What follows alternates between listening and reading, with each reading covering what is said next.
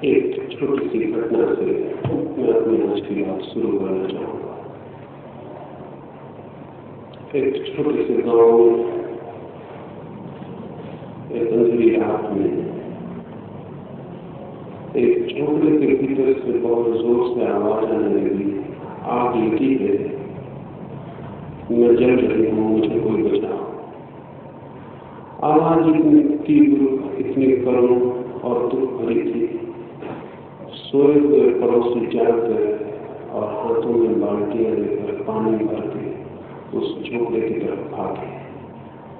अंधेरी रात थी, लेकिन झोपड़े के पास जाकर उन्होंने देखा आग लगने का कोई भी चिन्ह नहीं। छोटी सी झोपड़ी है, भीतर से जोर से आवाजें आती हैं, आग लगती है, लेकिन कोई आग लगने का चिन्ह नहीं। उन्होंने दरवाजे तकाए, वो दरवाजे भी खुले हुए थे। वो बहुत गरीब स्त्री की झोपड़ी थी, उस पर ताले और द्वार लगाने की भी कोई बात नहीं थी। भीतर एक औरत जोर से रो रही थी और छाती पीट रही थी। वे सारे लोग परेशान हुए। उन्होंने कहा, आग कहाँ है, हम जरूर उसे बुझाएं। लेकिन वो स्त्री जो रोती थी हंसने लगी और उसने कहा, आग बाहर होती तो तुम जरूर बुझा देते, लेकिन आग मेरे भीतर लगी और उसने मेरे सिवाय कोई दूसरा नहीं बुझा सकेगा। कि तुम वापस लौट जाओ और अच्छा हो तुम भी अपने घर जाकर देखो कि वहां भी तो भीतर आग नहीं, बजाय फिर तुम किसी और की आग बुझाने जाओ। तुम भी देखो, शायद तुम्हारे भीतर भी आग लगी हो और उसे बुझाने की जरूरत। शायद ही वे पड़ोसी समझ पाए हो क्या उसने कहा। वो राबिया नाम की एक फकीर औरत थी। करीब करीब मनुष्य के भीतर सदा से आग लगी हुई है। उसे बुझाने के सब भांति के उपाय चलते हैं। अब तक जाति के भांति तो मनुष्य की उस आग को बुझाने में कोई सफलता नहीं हुई। कुछ थोड़े से लोगों ने बुझा ली होगी, लेकिन पूरी मनुष्यता अब भी भीतर आग से परेशान और पीड़ित है। जैसे उस रात उस बूढ़ी औरत की आग को बुझाने के लिए लोग बाल्टियां लेकर दौड़े। करीब करीब उस आग को बुझाने के लिए अब तक जो प्रयास हुआ है वो भी ऐसा ही है। आग भीतर से बुझाने की कोशिश बाहर है। इस बुझाने की, बाहर की बुझाने की कोशिश से विज्ञान का जन्म हुआ है। आग भीतर है, मनुष्य की पीड़ा भीतर है, उसका दुख, उसकी चिंता और संताप भीतर है, और बाहर से उसे बुझाने के जो उपाय चल रहे हैं उनसे विज्ञान निरंतर विकसित हुआ, खड़ा हुआ। विज्ञान तो खड़ा हो गया। इधर सैकड़ों वर्षों के मनुष्य के श्रम में विज्ञान की बड़ी उन्नति के शिखर स्पष्ट कर लिए, जीत लिए, लेकिन आग जहां थी वही है। शायद आज उसकी पीड़ा और भी गहरी हो गई है। इसलिए पीड़ा और गहरी हो गई है कि हमारी जो आशा और आकांक्षा थी कि शायद बाहर के जगत में हमारी खोज, हमारा ज्ञान, हमारी समृद्धि उस आग को बुझा देगी, अब वो भी निष्फल हो गई है, वो आशा भी टूट गई। सभ्यता की बाहर एक तीव्रतम संभावी विकास हुआ है, लेकिन मनुष्य भीतर और भी दरिद्र दिखाई पड़ने लगा है, क्योंकि बाहर इतना विकास हुआ है और भीतर मनुष्य वही का वही। और इस दरिद्रता के बड़े घातक परिणाम आने शुरू हुए। पिछले थोड़े से वर्षों में 2 महायुद्ध हुए और 2 महायुद्धों में कोई 10 करोड़ लोगों की हमने हत्या की। 10 करोड़ छोटी संख्या नहीं है। एक भी परिजन मर जाता है तो हम जानते हैं क्या होता है। 10 करोड़ लोगों की हत्या, और फिर तो उसके बाद जो तैयारी चली है उसमें शायद हम पूरी मनुष्य जाति को भी समाप्त कर दें, ये भी हो सकता है। मरने के कुछ दिन पहले आइंस्टीन को किसी ने पूछा था कि तीसरे महायुद्ध में किन अस्त्र शस्त्रों का प्रयोग होगा। आइंस्टीन ने कहा कि तीसरे के बाद तुम्हें कुछ भी नहीं कह सकता, लेकिन चौथे के बाद निश्चित। उसने पूछा, वो हैरान हुआ। उसने कहा कि तीसरे के बाद कहीं असमर्थ है तो चौथे के बाद कैसे करेंगे।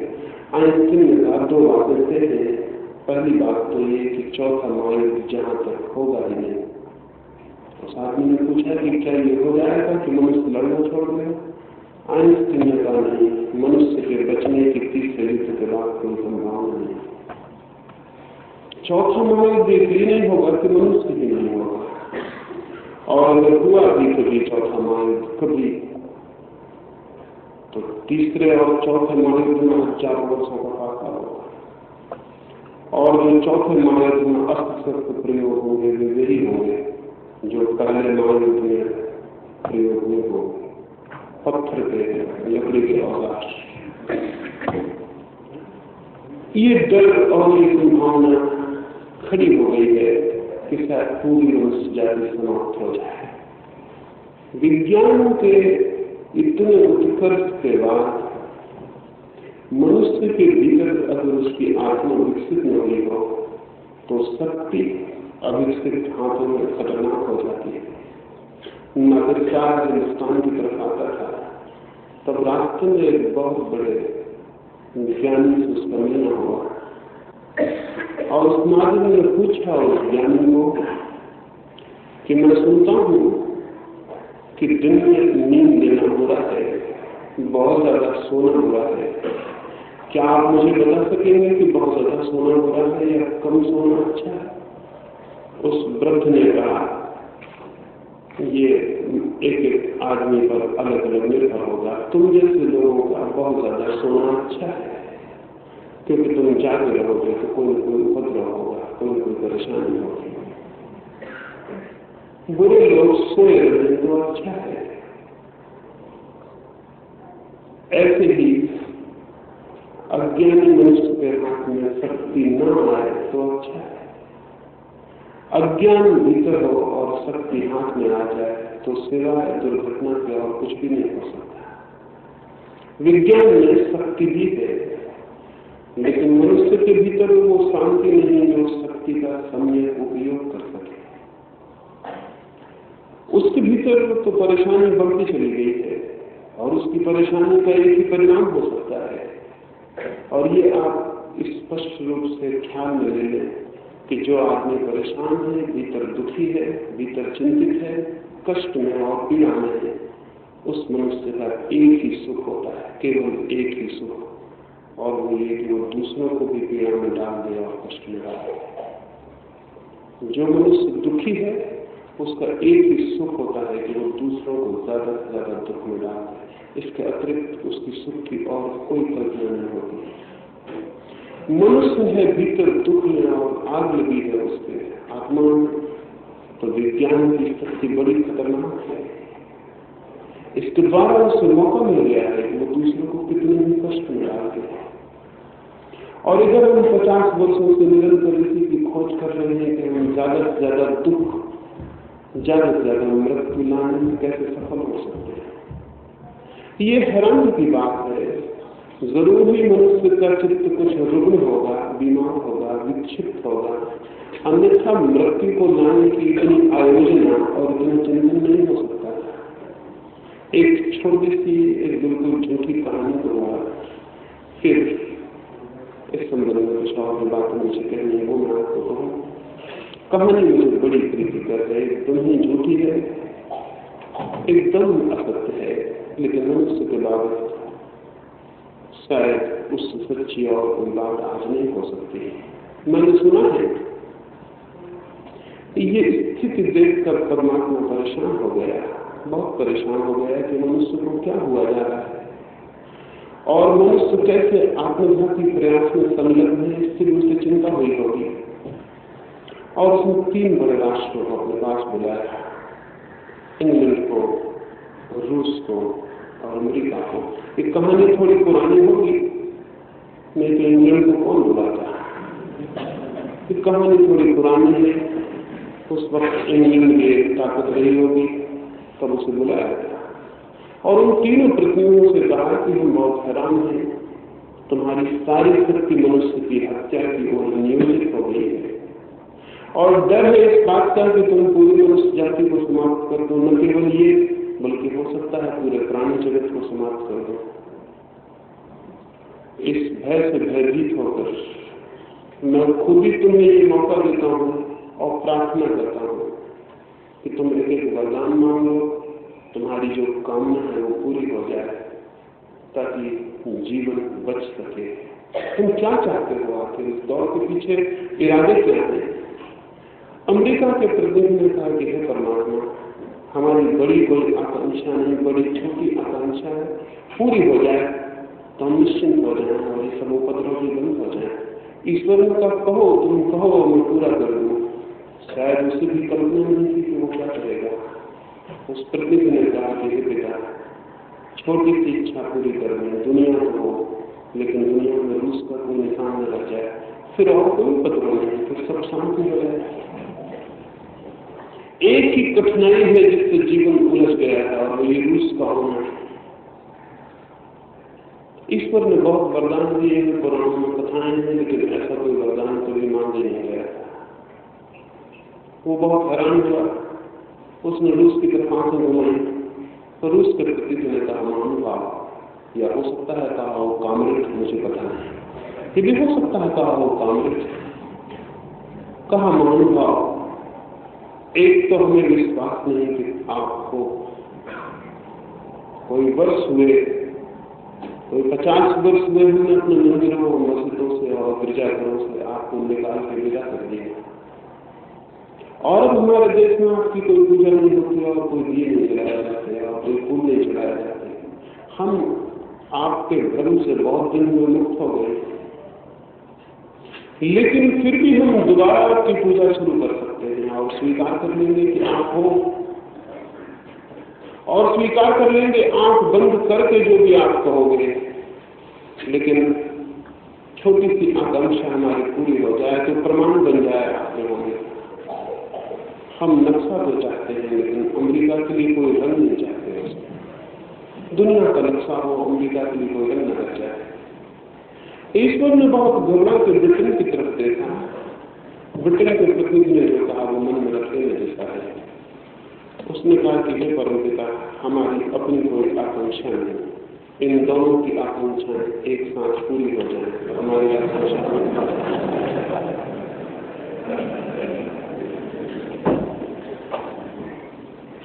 ऐसी स्थिति हो,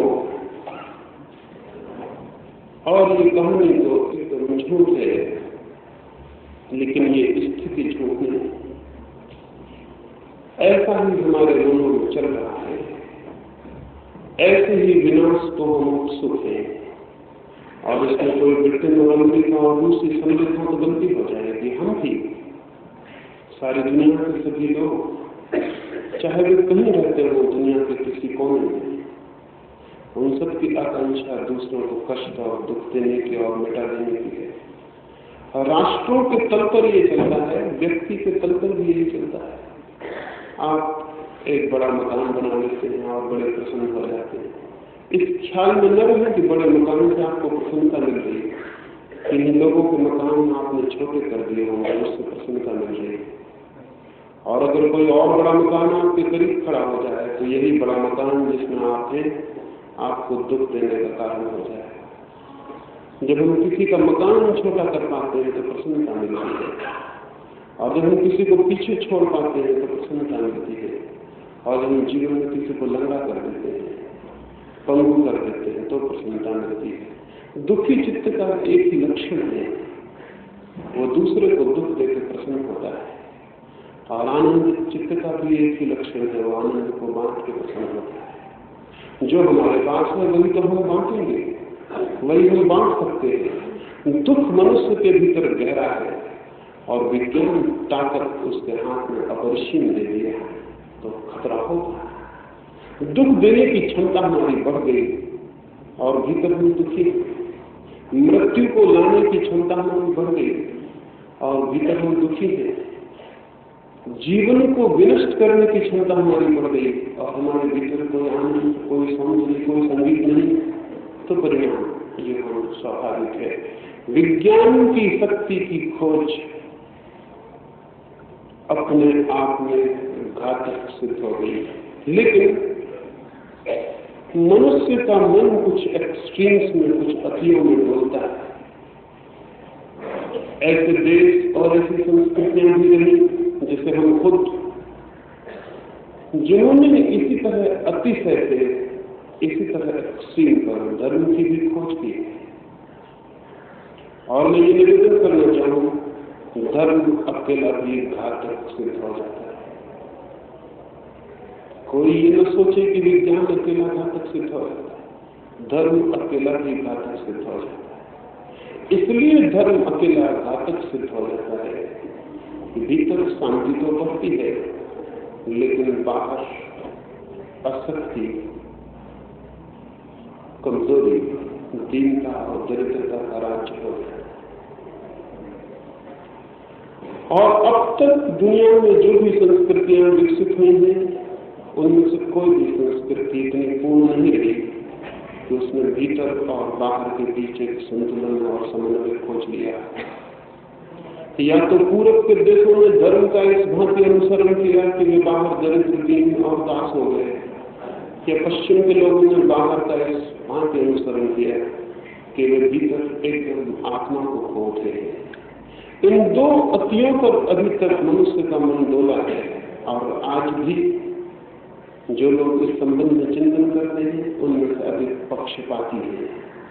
उनमें से या तो धर्म के पक्षपाती हैं या विज्ञान के पक्षपाती हैं। मेरा निवेदन है कि मनुष्य के बाबत इस तरह के पक्षपात घातक हैं, और हमें मनुष्य को उसकी समग्रता में, उसकी पूर्णता में देखना और अंगीकार करना चाहिए। मनुष्य न तो केवल शरीर है और न केवल आत्मा।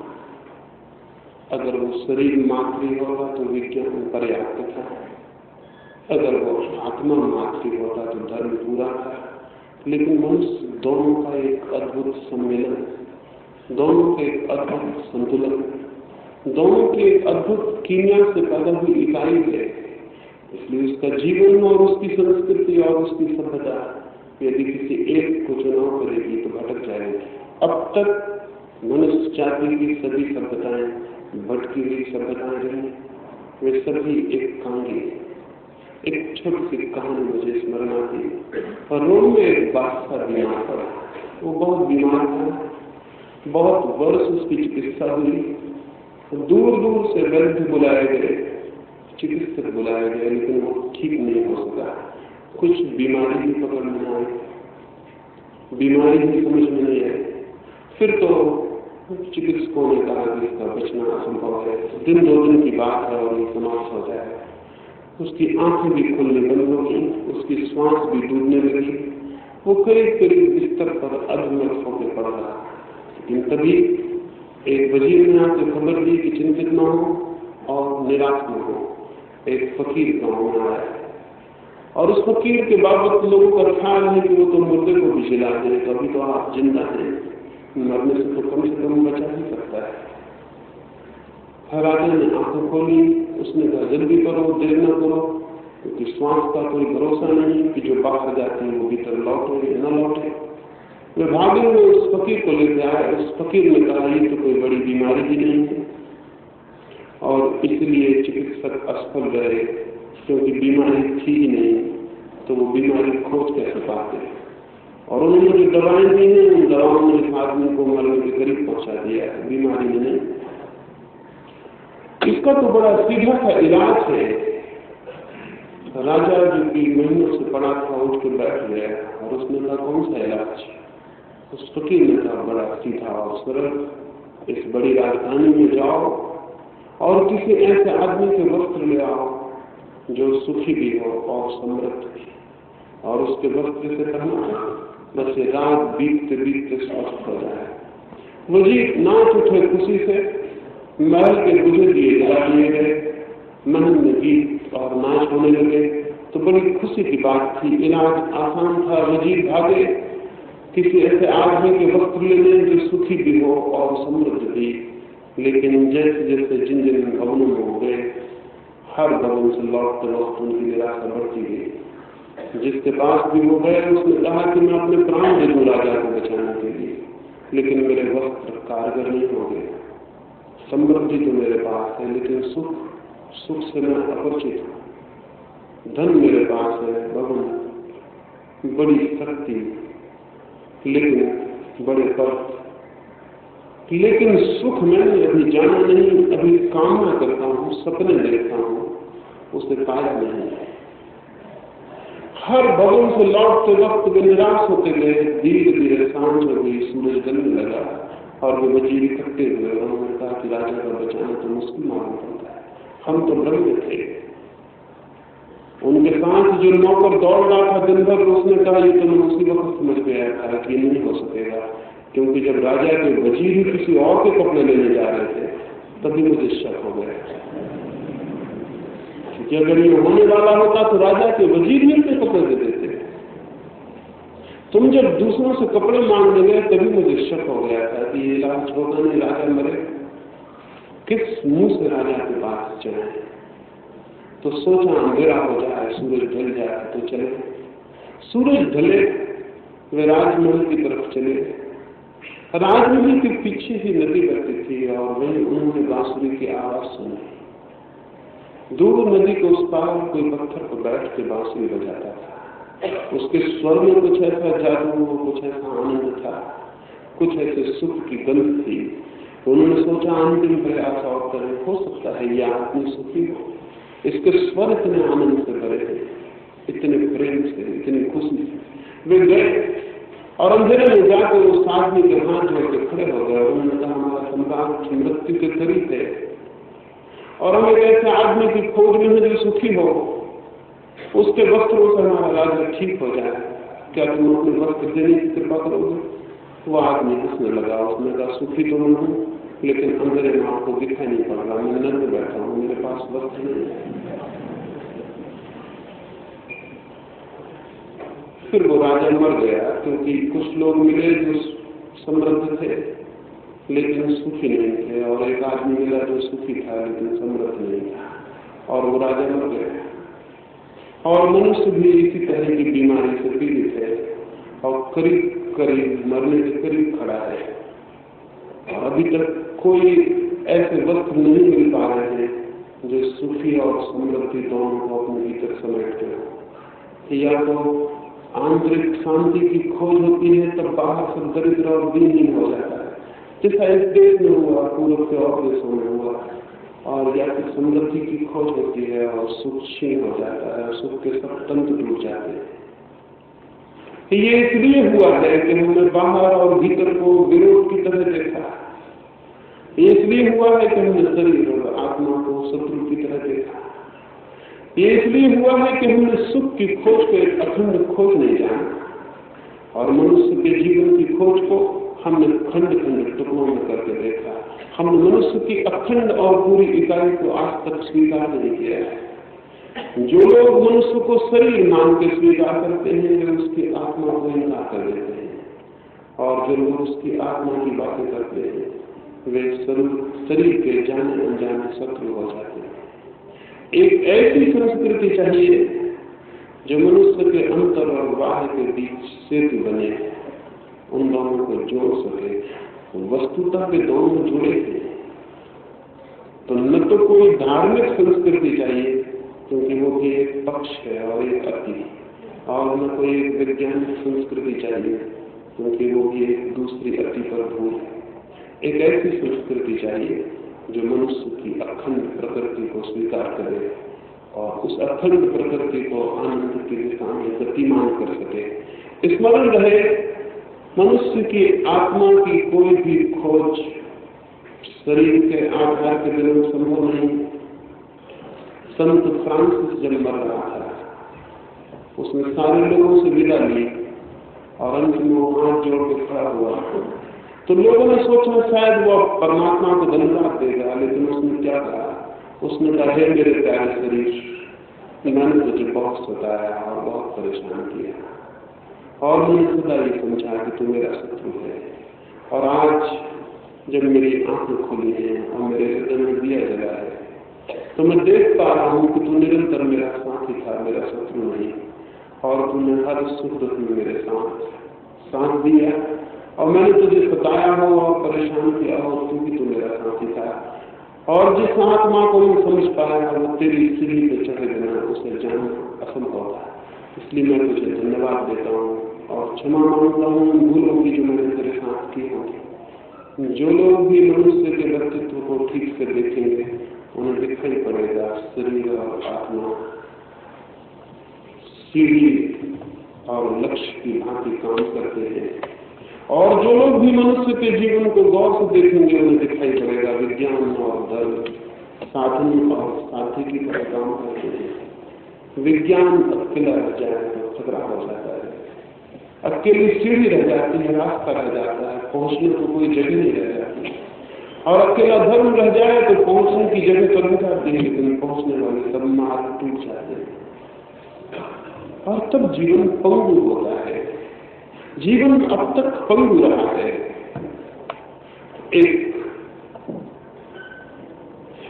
दिशा है जिसे हम बाहर की दिशा कहें, वह विज्ञान ने पदार्थ को खोजा, उसके रहस्य को खोजा। एक और दिशा है जिसे हम भीतर की दिशा कहें, वह धर्म ने उस सत्य खोजे।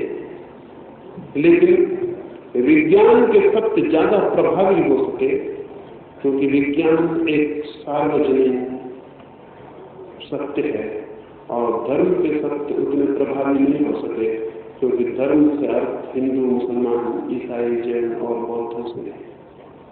धर्म आज भी आपस में टूटा हुआ, आपस में विरोध में, आपस में टुकड़े टुकड़ों में, विरोधी टुकड़ों में बटा है। इसलिए धर्म की वो प्रभावना नहीं हो सकी जो विज्ञान की हो सकी। विज्ञान एक अखंड शक्ति की तरह खड़ा हुआ, पूर्व और पश्चिम के फासले गिर गए, संप्रदायों के फासले गिर गए, छोटे छोटे प्रादेशिक घेरे गिर गए, एक एक कबीले की अपनी मान्यताएं गिर गई और सारी मनुष्यता का विज्ञान खड़ा हो सका। अभी सारी मनुष्यता का धर्म खड़ा नहीं हो सका है। इसलिए धर्म तो हार रहा है रोज। इसलिए नहीं कि धर्म कम ताकत की चीज है, बल्कि इसलिए कि धर्म का खेमा आपस में बटा हुआ है और आपस में लड़ रहा है। और ये हिंदू और मुसलमान और ईसाई और जैन और बौद्ध जब आपस में लड़ते हैं तो स्वभावतः इनकी शक्ति तो आपस में लड़ने में समाप्त हो जाती है और अधर्म की शक्तियां अपने आप बड़ी हो उठती है। विज्ञान के ऊपर कसूर नहीं है, कसूर है तो धार्मिक लोगों के ऊपर ही है। इस समय जिसका चित्त भी थोड़ा धार्मिक है, उसके सामने पहली जो बात उठेगी वो ये कि अगर वो ठीक ठीक अर्थों में रिलीजियस है, धार्मिक है, तो वो हिंदू और मुसलमान होने से मुक्त हो जाए। क्योंकि दुनिया में इन नामों के कारण ही धर्म का जन्म नहीं होता। कोई 300 फेद, कोई 300 संप्रदाय है सारी जमीन पर, और वे सब एक दूसरे के विरोधी, 299 प्रत्येक एक के विरोध में खड़े। उनकी सारी ताकत आपस में लड़ती है और समाप्त हो जाती है। धर्म भी वैसे ही एक शक्ति है जिसे विज्ञान, और धर्म के शक्ति भी वैसे ही यूनिवर्सल है, वैसे ही सार्वलौकिक जैसे विज्ञान के। लेकिन हम चूंकि अभी धर्म के जगत में बहुत पक्षपात हुए हैं और हमारी धर्म के संबंध में चिंतना भी कोई 3-4 हजार वर्ष पुरानी है, इसलिए वो चिंतना विज्ञान के समक्ष एक बल की भांति खड़ी नहीं हो पाती और निरंतर पराजित हो जाती है। तो कुछ 2-3 बातें इस संबंध में विचार करना जरूरी है। पहली बात तो ये कि मनुष्य चाहे बाहर कुछ भी खोजे, आज नहीं कल उसे भीतर की कमी और अभाव अखरना शुरू होता है। क्योंकि मैं चाहे कुछ भी पालूं और कितने ही बड़े भवन और कितने ही बड़े उपकरण और कितने ही बड़े साधन जुटा लूं, लेकिन अगर मेरे भीतर मैं एक आनंदपूर्ण आत्मा की थिरक को अनुभव नहीं कर पाऊं, तो मैंने जो भी पाया है वो मेरे ही द्वारा पाया हुआ मेरे लिए बंधन हो जाएगा, और मैंने जो पाया है वो भी मुझे दुख देने लगेगा। क्योंकि सुख पाने की क्षमता एक दृष्टि, एक अप्रोच, एक कौन से व्यक्तित्व को खड़े होकर देखने की है। जब हम एक खास जगह से भीतर जीवन के चीजों को देखते हैं तो वे आनंददायी हो जाती हैं। और अगर भीतर का हमारा कोई आनंद के बिंदु पर खड़े होकर देखने की क्षमता और पात्रता न हो तो जीवन दुखदायी हो जाता है। एक सुबह एक आदमी ने गांव के बाहर बैठे हुए वृद्ध से आके पूछा अपनी गाड़ी को रोककर कि इस गांव के लोग कैसे हैं, मैं यहाँ निवास करना चाहता हूँ। उस बूढ़े आदमी ने कहा, इसके पहले कि मैं बताऊं इस गांव के लोग कैसे हैं, क्या तुम कृपा करोगे कि उस गांव के लोग कैसे थे जिसको तुम छोड़ के आ रहे हो। उस आदमी ने कहा, उन लोगों का नाम लेके मेरी आंखों में आग जलने लगती है, मेरे हृदय में क्रोध की ज्वालाएं उठाती है। उन जैसे दुष्ट लोग तो जमीन पर खोजने असंभव। उस बूढ़े ने कहा, मित्र इसलिए मैंने पूछा है, गांव के लोग तो और भी बुरे हैं, मैं तो कोई 70 वर्ष से इनके बीच हूँ। तुम कोई और गांव खोज लो, जिस गांव को तुम छोड़ के आ रहे हो उस गांव से भी बुरे लोग तुम यहाँ पाओगे। वो आदमी चला गया और वो जा भी नहीं पाया था। दूसरे के पीछे एक और बैलगाड़ी आके रुकी, कोई और यात्री, और उसने भी वही पूछा उस बूढ़े से कि गांव के लोग कहते हैं हम यहाँ रुकना चाहते हैं, यहीं बस जाना चाहते हैं। उस बूढ़े ने कहा, पहले मुझे ये बताओ जिस गांव से तुम आते हो वहां के लोग कैसे। उस आदमी की आंखें खुशी से भर गई और आंखों में खुशी के आंसू आ गए और उसने कहा कि उन लोगों की याद दी है तो बड़ी स्मृति से भर देती है। उतने भले लोग पृथ्वी को कहीं खोजने कठिन। दुख तो दुर्भाग्य तो यही है कि कुछ मजबूरी हो मुझे उस गांव को छोड़ना पड़ा, लेकिन यही आशा लेके आया हूँ कि आज नहीं कल फिर उसी गांव में जाकर बस जाऊंगा। उतने प्यारे लोग खोजने कठिन। उस बूढ़े ने कहा, तुम्हारा स्वागत है, मैं 70 वर्ष इस गांव में रहता हूँ, इस गांव के लोग तुम उस गांव से भी अच्छे पाओगे। जीवन को देखने की एक दृष्टि यदि आनंदपूर्ण हो तो बाहर सब आनंदपूर्ण हो जाता है, और जीवन की देखने की दृष्टि यदि दुख और अंधेरे से भरी हो तो बाहर सब अंधकार हो जाता है। विज्ञान बाहर की दुनिया को बना रहा है, जरूर बनाया जाना चाहिए।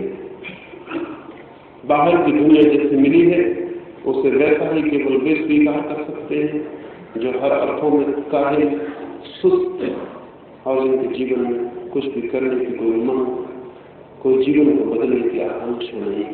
निश्चित ही बाहर की दुनिया बदली जानी चाहिए, निश्चित ही बाहर की दुनिया में और बेहतर दुनिया निर्मित की जा सकती है, लेकिन इतनी ही बात अधूरी होगी और भूल भरी होगी, क्योंकि बाहर की दुनिया वही दे सकती है जो भीतर का मनुष्य लेने की तैयारी में होता है। और अगर भीतर का मनुष्य गलत है तो बाहर की ठीक दुनिया भी नरक बन जाएगी। प्रश्न बिल्कुल ये नहीं है कि बाहर की दुनिया कैसी है, बहुत गहरे में प्रश्न यही है कि भीतर का मनुष्य कैसा है। भीतर अगर हमारे चीजों को देखने के दृष्टिकोण दुखपूर्ण है तो बाहर की दुनिया दुखपूर्ण हो जाएगी। और अब तक दुनिया के तथाकथित धर्मों में अगर हम ठीक से देखें तो बाहर की दुनिया के दुख को अपने समर्थन में एक उपकरण बना लिया है। वो ये कहते हैं कि दुनिया दुख से भरी है, जन्म मरण दुख से भरा है, इसलिए तुम एक ऐसे मोक्ष की खोज करो जहां सब आनंद ही आनंद हो। ये झूठी और नासमझी की बात है। इसलिए झूठी और नासमझी की बात है कि इस भांति वे भी बाहर की दुनिया पर अति बल दे देते हैं और भीतर के मनुष्य को भूल जाते हैं, क्योंकि यही दुनिया कुछ लोगों की अपूर्व आनंद की घड़ी बन जाती है। तो सवाल ये बहुत बड़ा नहीं है कि इसको छोड़ के कोई कहीं भाग जाए, सवाल बहुत बड़ा यही है कि वो इसके बीच अपने को कैसे परिवर्तित कर ले कि जिसे हम दुख और नरक की भांति जानते हैं वो आनंद और मोक्ष की भांति बन जाए। धर्म का बुनियादी संबंध व्यक्ति के भीतर देखने की क्षमता और पात्रता को परिवर्तित करने से है, और विज्ञान का बुनियादी संबंध वस्तुओं को अधिकतम सुविधापूर्ण बनाने से है, और धर्म का संबंध जीवन को अधिकतम आनंद की दृष्टि से देखने से है। धर्म के बिना तो विज्ञान अधूरा होगा ही, धर्म के बिना तो विज्ञान घातक होगा ही, धर्म के बिना तो जीवन में आनंद की कोई किरण नहीं हो सकती है। लेकिन धर्म से मेरा मतलब हिंदू मुसलमान से नहीं। धर्म से मेरा मतलब निरंतर दोहराई गई बातों, शास्त्रों और परंपराओं से नहीं। धर्म से मेरा मतलब है जीवन को आनंदपूर्ण ढंग से जीने के उपाय। जो व्यक्ति भी, चाहे वो एक कवि हो और गीत गाता हो, और चाहे एक मूर्तिकार हो और मूर्ति बनाता हो, और चाहे एक वैज्ञानिक हो और खोज करता हो, चाहे एक अध्यापक हो, चाहे एक दुकानदार हो, चाहे एक चमार हो और जूते बनाता हो, जो व्यक्ति भी अपने जीवन की समग्रता को आनंद की दृष्टि से देखने में सफल हो जाता है, उसे मैं धार्मिक मनुष्य कहता हूं। जो व्यक्ति भी अपने जीवन को आनंद के बिंदु से देखने में समर्थ हो जाता है, उसे मैं धार्मिक व्यक्ति कहता हूं। जो व्यक्ति भी हर घड़ी और हर स्थान पर मोक्ष में रहने में समर्थ हो जाता है, उसे मैं धार्मिक व्यक्ति कहता हूं। वो व्यक्ति धार्मिक नहीं है जो मोक्ष की खोज करता है कहीं दूर आकाश में। वो व्यक्ति धार्मिक नहीं है जो जन्म मरण के पार मोक्ष की खोज करता है। वही व्यक्ति धार्मिक है जो अपने भीतर इसी घड़ी और अभी मोक्ष को पाने में समर्थ है। मोक्ष को पाने का अर्थ है कि उसके देखने के, जीवन को देखने की दृष्टि बदल गई। दो फकीर जापान में एक संध्या अपने झोपड़े पर वापस लौटे। वर्षा के दिन आ गए हैं और जो बादल आकाश में गिर गए हैं और आज नहीं कल पानी गिरेगा। वे दोनों बहुत दिन से यात्रा करते और वर्षा के भय से, वर्षा के पहले घर पहुंचे हैं, अपने झोपड़े पर भागे हुए आ रहे थे। लेकिन जैसे ही वे झोपड़े के पास पहुंचे, ठगे से रह गए। उनमें से एक तो बोला कि हे परमात्मा, इसलिए कि तुमको शक आ जाता है, ये क्या किया तुमने? हवाओं ने उस झोपड़े के आधे छप्पर को उड़ा दिया। उनसे एक फकीर ने कहा कि इसी से तो शक आ जाता है तुम्हारे होने पर। गांव में पापियों के बड़े बड़े महल खड़े हैं और ये गरीब फकीरों के झोपड़ा ही तुमको उड़ाने को मिला। अगर हवाओं को ही जो आजमाइश करनी थी तो किसी महल पे कर लेती, और अगर तुम्हारा ही दिल चीजों को तोड़ने का हो गया था तो कोई बड़ा महल तोड़ देते। ये गरीबों के झोपड़े को तोड़ने में तुम्हें शर्म भी न आए। तो उसने अपने दूसरे फकीर से कहा, देखते हो? लेकिन दूसरे की तरफ देखते हुए हैरान हो गया। वो दूसरा फकीर घुटने टेक के हाथ जोड़े आकाश की तरफ बैठा है, उसकी आंखों से आनंद के आंसू बह जाते हैं। वो हैरान हुआ, उसने उसे हिलाया और पूछा कि क्या करते हो? उसने कहा, मैं परमात्मा को धन्यवाद देता हूँ, बड़ी है उसकी कृपा और अनुकंपा, नहीं तो हवाओं का क्या भरोसा, पूरा झोपड़ा भी उड़ा ले जा सकती है। उन्होंने आधा छप्पर छोड़ दिया। आंधियों का कौन सा विश्वास, पूरे छप्पर को भी गिरा सकते थे, लेकिन आधा छप्पर छोड़ दिया। तो बिना धन्यवाद दिए कैसे रहूं? उसकी कृपा, उसकी अनुकंपा बड़ी है। और रात वे दोनों उसी झोपड़े में सोए। पहला तो रात भर नहीं सो सका, रात भर उसे चिंता पकड़ी रही। दूसरा बहुत गहरी नींद भी सोया और सुबह उठ के उसने एक गीत लिखा और उस गीत में उसने कहा कि परमात्मा, मुझे पता ही नहीं था कि आधे छप्पड़ का आनंद कैसा होता है। अन्यथा हम तुम्हारी हवाओं को कष्ट में देते हैं, हम खुद ही आधा छप्पड़ गिरा देते हैं। रात ही मैंने देखा, जब भी आंख खुली तो आधे छप्पड़ से आकाश के तारे भी दिखाई पड़े, चांद भी दिखाई पड़ा। और अब तो अद्भुत हो जाएगा, वर्षा आने को है, आधे में हम सो भी जाएंगे, आधे में वर्षा की बूंदें गिरेंगी, उनका संगीत भी सुनेंगे। इसका हमें ख्याल नहीं था, नहीं तुम्हारी हवाओं को कष्ट में देते हैं, हम खुद ही आधा गिरा देते हैं। दूसरा भी रात उसी झोपड़े के नीचे था, लेकिन रात भर क्रोध में और गुस्से में और रात भर चिंता में था। इन दोनों व्यक्तियों में दूसरे व्यक्ति को मैं धार्मिक कहता हूँ, पहले व्यक्ति को धार्मिक नहीं। जीवन को जो उसके आनंद और आलोक से भरे पहले की ओर से देखने में समर्थ हो जाता है धार्मिक, और तब उसे कोई मोक्ष खोजना नहीं पड़ता, उसे मोक्ष मिल जाता है। और तब कहीं उसे दौड़ना नहीं पड़ता, वो जहां है वही, उसी जगह, उसी स्थिति, उसी दशा वो उसे पा लेता है, जिससे पाए बिना जीवन कभी भी एक सौंदर्य, जीवन कभी भी धन्यता नहीं हो सकता है। धर्म से मेरा अर्थ है जीवन की आनंदपूर्ण दृष्टि को उपलब्ध कर लेना। विज्ञान से अर्थ है जो बाहर हमारे चारों पर फैला हुआ जगत है वो भी परमात्मा का है, वो जो पदार्थ है वो भी परमात्मा का है। उसके भीतर जो छिपे हुए राज हैं, वो जो सीक्रेट्स हैं, वो जो मिस्ट्रीज हैं, वो जो रहस्य है, वो खोज लेना। उन रहस्यों को खोजकर जीवन बहुत समृद्ध हो सकता है, लेकिन जीवन की अगर दृष्टि उपलब्ध न हो जो चीजों से आनंद ले सकती है तो नहीं, तो फिर और जीवन दुखी हो जाएगा। भीतर दुख होगा और बाहर ताकत होगी और कुछ नहीं हो जाएगा। इसलिए धर्म के जो प्रचलित नाम है उनसे नहीं, बल्कि धर्म की जो मौलिक क्रांति है मनुष्य के मन में, उसको विचार करना चाहिए, उसको खोजना चाहिए और देखना चाहिए। इससे नहीं कि आप रोज मंदिर जाते हैं, इससे धार्मिक है। जिसको भी धोखा देना होता है धार्मिक होने का, वो रोज मंदिर जा सकता है, इसमें कोई बहुत कठिनाई नहीं है। इससे नहीं कि आप कैसे कपड़े पहनते हैं, हो सकता है आप लंगोटी लगा लें, इससे कोई धार्मिक होने का संबंध नहीं है। हो सकता है आप रोज सुबह उठ के गीता पढ़ते हो, इससे भी या कुरान पढ़ते हो, धार्मिक होने का संबंध नहीं है। धार्मिक होने का संबंध है प्रतिक्षण जीवन को आप कैसा लेते हैं, एक आनंद की भांति या एक दुख की भांति। जीवन जैसा आपके सामने प्रकट होता है वो एक प्रेमपूर्ण आमंत्रण की भांति या एक बोझ की भांति। और अब तक जो तथाकथित धार्मिक है उसने जीवन को बोझ के ढंग से लिया है। वो कहता है कि जन्म मृत्यु से छुटकारा चाहिए। रविन्द्रनाथ ने मरते वक्त अपने एक मित्र को कहा, एक ही प्रार्थना और करनी है परमात्मा से कि अगर तू मुझे इस योग समझे कि मुझे फिर जीवन मिले तो मुझे फिर जीवन दे, क्योंकि मैं धन्य हुआ तेरे जीवन को पाकर और मैंने वो सब जाना जो प्रेमपूर्ण था और जो आनंदपूर्ण था। और अगर मैं न जान सका हूं तो उसमें भूल मेरी गई होगी, तेरी कोई भूल नहीं। जीवन को जो इतनी आनंद से लेगा वही धार्मिक है।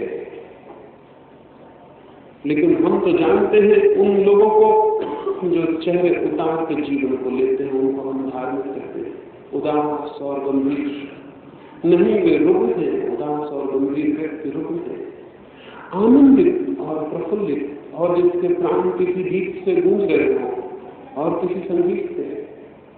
चीन में 3 फकीर हुए, उनका नाम ही 3 लॉकिंग सेंट्स हो गया। 3 हंसते हुए फकीर। वे जिस गांव में गए उस गांव में उन्होंने कोई उपदेश नहीं दिया। उस गांव के चौरस्तों पर खड़े होकर बस वे हंसने लगे और तीनों इतने जोर से हंसते और उनकी हंसी ऐसी मुक्त और ऐसी आनंदपूर्ण कि सारे गांव में धीरे धीरे हंसी की लहर फैल जाती। और जितने दिन तक वे उस गांव में रहते, उस गांव में लोग हंसते ही रहते और उस हंसी में वे कुछ जान पाते। जीवन को जो गंभीरता से लेता है वो जान नहीं पाता। जीवन को तो बच्चों जैसी सरलता से और आनंद से लेता है, वही जान पाता है। उनमें से एक फकीर मरा तो गांव के लोगों ने कहा कि अब तो निश्चित ही उसके 2 साथी उदास हो जाएंगे और दुखी हो जाएंगे। लेकिन वे 2 साथी सुबह ही नाचते हुए गांव में निकले।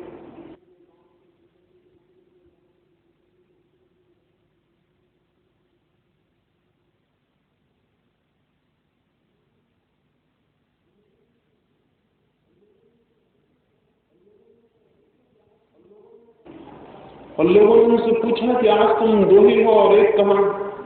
तो उन्होंने कहा वो एक तो बहुत धन्यभागी है, वो हमसे पहले बड़ी यात्रा पर निकल गया और अब हम उसको नाच के और गीत गा के विदा देने की तैयारी कर रहे हैं, क्योंकि जिसके साथ इतने आनंद के क्षण बिताए उसे उदास और आंसू भरी आंखों से विदा देना मित्रता के प्रति घात होगा।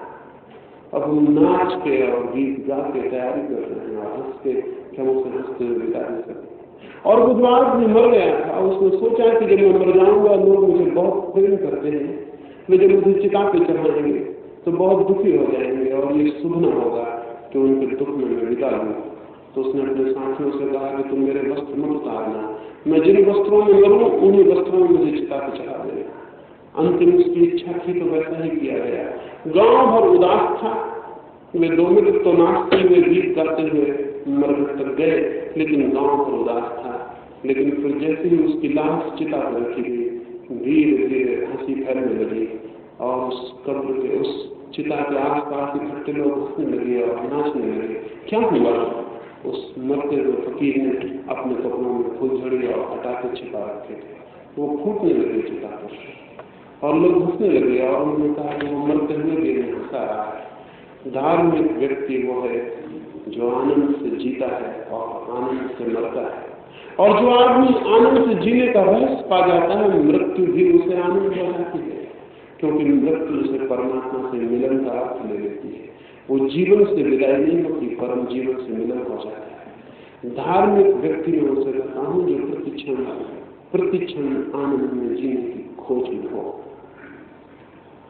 लेकिन इन सारे लोगों को मैं धार्मिक नहीं कहता जो वस्त्र बदल देते हैं, घर बदल देते हैं, गांव छोड़ देते हैं, परिवार छोड़ देते हैं और किसी दूरगामी मोक्ष की पीड़ा को, किसी दूरगामी मोक्ष की कामना में पीड़ित और परेशान होते हैं। ये तो सब लोग ही लोग हैं। इनकी तृप्ति, इनके लोग की तृप्ति संसार से भी नहीं होती थी, ये मोक्ष चाहते हैं। ये तो अत्यंत कामी लोग हैं, इनकी तृप्ति संसार के क्षणभंगुर सुखों से नहीं होती, तो ये स्थायी सुख चाहते हैं। ये बिल्कुल ऐसा सुख चाहते हैं जो कभी खंडित ना हो, ऐसा मोक्ष चाहते हैं जो कभी मिटे नहीं। इनकी चूंकि जीवन की छोटी छोटी चीजों में कोई खुशी नहीं है, ये सिर्फ परमात्मा को पाना चाहते हैं, उसी को पाके ये खुश हो सकेंगे। लेकिन मैं निवेदन करूं, जिसने जीवन के छोटे से रास्ते पर खिले हुए छोटे छोटे फूलों में खुशी नहीं पाई, वो परमात्मा से मिलकर भी खुश नहीं हो सकेगा।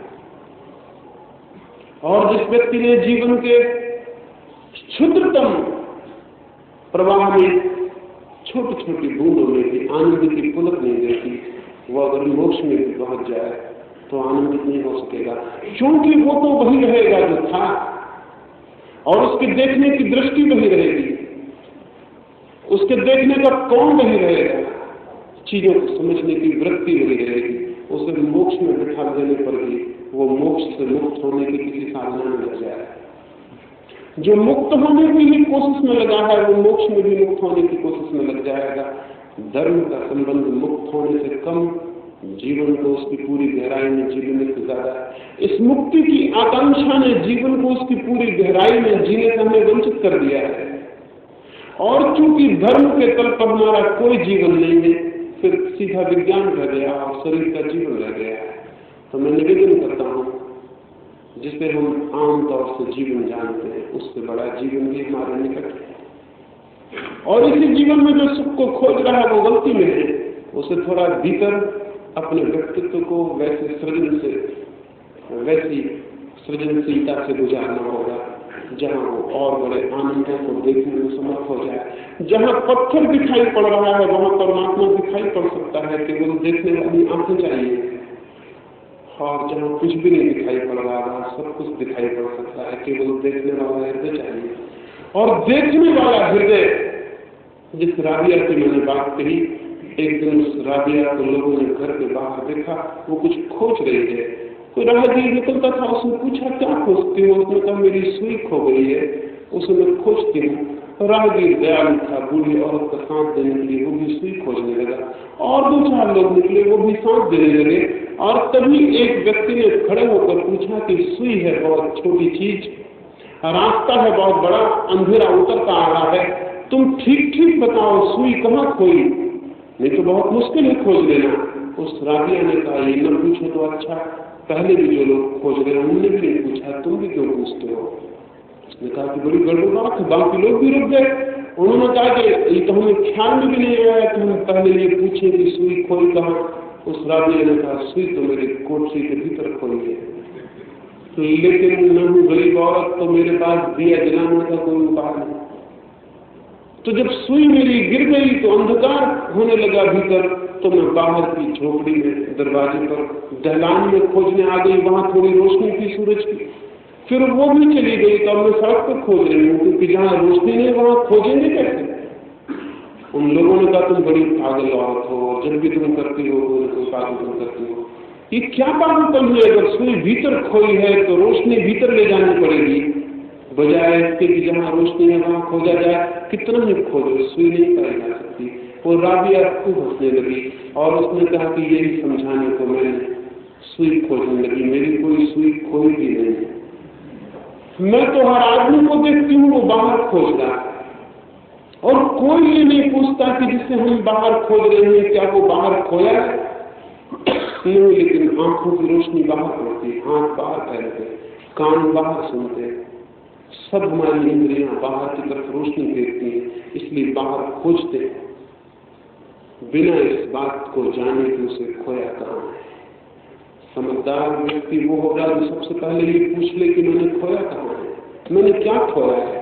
और अगर इसका भी उत्तर न मिले तो भी यही उचित और विवेकपूर्ण होगा कि इसके पहले जो बड़ी पृथ्वी पर खोजने निकल जाए वो कम से कम अपने भीतर पहले खोज ले। अगर वहां न पा सके तो फिर बाहर खोजने निकल जाए। लेकिन अनुभव यही है कि जिन्होंने भीतर खोजा उन्होंने पा लिया। एक भी व्यक्ति ने मनुष्य के पूरे इतिहास में ये नहीं कहा है कि मैंने भीतर खोजा और मुझे नहीं मिला, और एक भी व्यक्ति ने ये भी नहीं कहा है कि मैंने बाहर खोजा और मुझे मिल गया हो। बाहर की खोज निरपवाद रूप से असफल रही है, भीतर की खोज निरपवाद रूप से सफल रही है। भीतर कौन है इसकी खोज को उतरना धर्म है, भीतर क्या है इसकी तरफ आंखें खोलना धर्म है।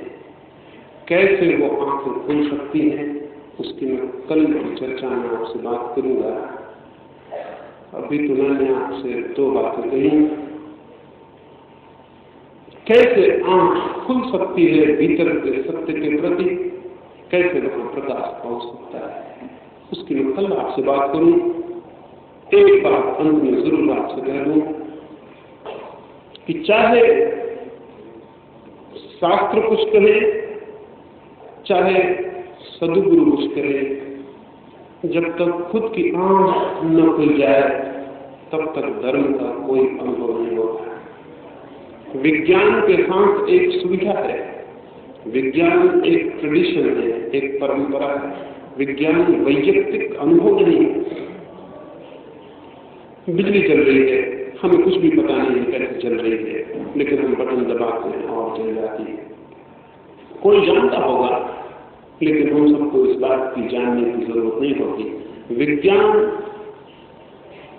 प्रत्येक व्यक्ति को जानने की बात नहीं है, प्रत्येक व्यक्ति उपयोग कर सकता है। धर्म के साथ उल्टी बात है, धर्म को प्रत्येक व्यक्ति को जानना होता है तो ही उपयोग कर सकता है, अन्यथा उपयोग नहीं कर सकता। धर्म बिल्कुल निजी, बिल्कुल इंडिविजुअल, बिल्कुल वैयक्तिक अनुभव है। जैसे प्रेम का अनुभव है वैसे ही परमात्मा का अनुभव अत्यंत वैयक्तिक। किसी दूसरे के अनुभव से कुछ भी आंख नहीं खुलती और किसी दूसरे के अनुभव से कुछ भी पता नहीं चलता। एक अंधे आदमी के सामने हम प्रकाश की बातें करें, उसे कुछ भी पता नहीं चलता है, लेकिन आंख खुल जाए तो वो प्रकाश को जान लेता है। इसलिए धर्म अत्यंत व्यक्तिगत दर्शन है। खुद की आंख खुल जाए तो ही हम जान सकते हैं, तो ही, और कोई दूसरा उपाय नहीं। उधार और दूसरों से सीख के धर्म के जगत में कुछ भी नहीं हो सकता। इसलिए तो विज्ञान विद्यापीठ में और विश्वविद्यालय में पढ़ाया जा सकता है, धर्म नहीं पढ़ाया जा सकता। पढ़ने का कोई उपाय नहीं है। विज्ञान एक सामूहिक संपत्ति बन जाता है, धर्म निरंतर वैयक्तिक अनुभव है। और जब भी हम उसे सामूहिक संपत्ति बनाते तब हिंदू पैदा हो जाता है, मुसलमान पैदा हो जाता है, ईसाई जो की बीमारियां हैं, जो कि धर्म नहीं है। जब भी हम धर्म को सामूहिक बनाते हैं तब एक ऑर्गेनाइजेशन खड़ा हो जाता है जो कि खतरनाक सिद्ध होता है। और स्मरण रखें, जब भी कोई ऑर्गेनाइजेशन होता है तो शैतान सबसे पहले उसको कब्जा कर लेता है। शैतान हमेशा कोशिश में रहता है कि कहीं लोग इकट्ठे हो जाए तो वो कब्जा कर ले, और अगर लोग इकट्ठे न हो तो शैतान कोशिश करता है कि इकट्ठे कर लो। एक दफा शैतान को खबर, उसके मित्रों ने खबर दी और उसके बहुत मित्र हैं, सब तरफ उसके अखबार वाले और उसके पत्रकार और उसकी न्यूज एजेंसी है। उन्होंने एक तरह शैतान को खबर दी कि एक आदमी को सत्य उपलब्ध हुआ जा रहा है। शैतान अपने साथियों को लेकर भागा। रास्ते में ही उसके आके और मित्रों ने खबर दी कि अब व्यर्थ जा रहे हैं, उसको तो सत्य उपलब्ध हो गया।